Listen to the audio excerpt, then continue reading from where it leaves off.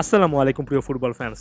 শুরুতে পিছিয়ে পড়লেও জর্জিয়াকে ৪-১ ব্যবধানে হারিয়ে স্পেন দেখিয়ে দিল যে এবারের ইউরোর এই স্পেন টিমটা ভিন্ন একটা মোটিভ নিয়ে এসেছে এবং এর আগের সমসাময়িক স্পেন দলগুলোর তুলনায় এই দলটা অনেক ভিন্ন একটা স্টাইল কিন্তু আমরা দেখতে পাচ্ছি এবং সেটা দিয়ে আজকের আলোচনাটা শুরু করব। দেখুন, স্পেন জাতীয় দলে বার্সার স্টাইলের প্রভাবটা অনেক বছর ধরে ছিল এবং সাম্প্রতিক সময়ে এটা একটা বিতর্কিত বিষয় যে টিকিটাকা স্টাইলটা বর্তমান সময়ে এসে আসলে কতটুকু এফেক্টিভ হবে, কিংবা তার চেয়ে বড় কথা আসলে টিকিটাকা স্টাইলে খেলার মতো প্লেয়ার আদৌ আছেন কিনা।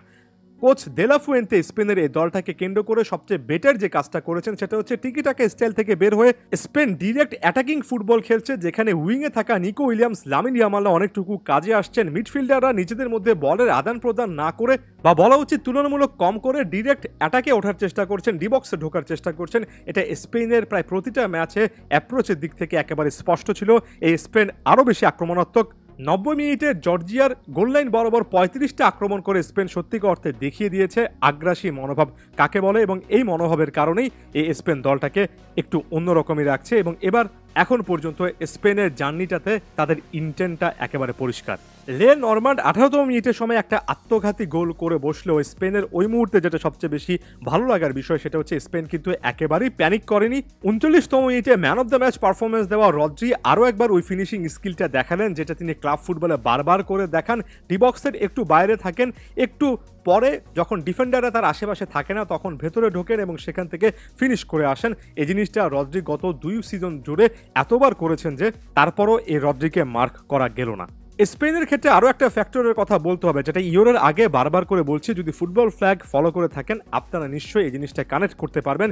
Nicco Williams, Lamine Yamal, young ট্যালেন্টের দুজন উইঙ্গার তাদের আছে এবং এই মুহূর্তে ইউরোপের খুব কম দলেরই এবং সম্ভবত সবচেয়ে ভালো অবস্থায় থাকা দলটার নাম স্পেন। আপনি যদি উইং পাওয়ারের কথা চিন্তা করেন, এক সাইডে আপনি লামিন ইয়ামালকে আটকানোর চেষ্টা করবেন, অন্য সাইডে নিকো উইলিয়ামস কিন্তু স্পেস পেয়ে যাবে। নিকো উইলিয়ামসকে যদি বা লামিন ইয়ামালকে যদি আপনি টার্গেট করেন, দুই উইংয়ে যদি আপনার ডিফেন্ডারদেরকে আসলে ছড়িয়ে রাখেন, তাহলে মাঝখানে মোরাতার মতো একজন আছেন, রদ্রি, ফাবিয়ান রুইস, এরা কিন্তু ডিবক্সের মধ্যে ঢুকে গোল করছেন, অ্যাসিস্ট করে আসছেন।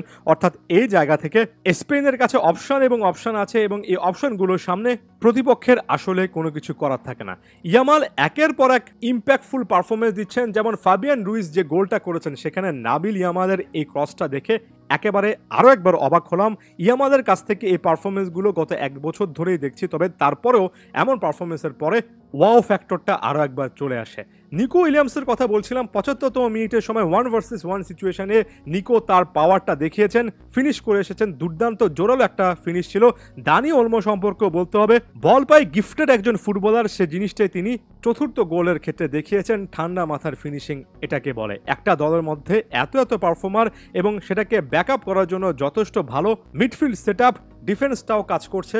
স্পেনের এই দলটা আগের চেয়ে অন্যরকম, আরও একবার বলছি অন্যরকম। সাধারণত এমন টাইপের স্টেজে এসে ইউরো বা কোনো একটা কম্পিটিশনের এ সকল সিচুয়েশনে স্পেনকে অনেকে স্ট্রাগল করতে দেখি, একেবারে শেষ মিনিটে বা অতিরিক্ত সময়ে গিয়ে তাদেরকে জয় পেতে দেখি।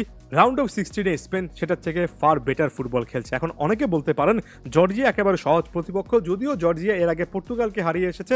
তবে আমি এই জায়গায় বলবো, ইউরোতে আসলে যে সকল দলগুলো বিশেষ করে নকআউট স্টেজে চলে আসে, সেই দলগুলোর সঙ্গে বড় দলগুলোর পার্থক্য ওই ম্যাচগুলোতে অনেকটুকু কমে যায়। তবে এটার পাশাপাশি পরবর্তী ম্যাচটাই কিন্তু একেবারে সবচেয়ে উত্তেজনাকর একটা ম্যাচ হিসেবে আমাদের সামনে আছে। কোয়ার্টার ফাইনালে স্পেন খেলবে স্বাগতিক জার্মানির বিপক্ষে। ওই দুটো দলের মধ্যে একটা দল বাদ পড়ে যাবে যারা এখন পর্যন্ত ইউরোতে সবচেয়ে পজিটিভ ফুটবল খেলছে। আজকেও কিন্তু ইউরোর খেলা রয়েছে। ফ্রান্স খেলবে বেলজিয়ামের বিপক্ষে বাংলাদেশ সময় অনুযায়ী রাত 10টায়, এক্সাইটিং একটা ম্যাচ। এরপর পর্তুগাল খেলবে স্লোভেনিয়ার বিপক্ষে রাত 1টায়। ধন্যবাদ সবাইকে।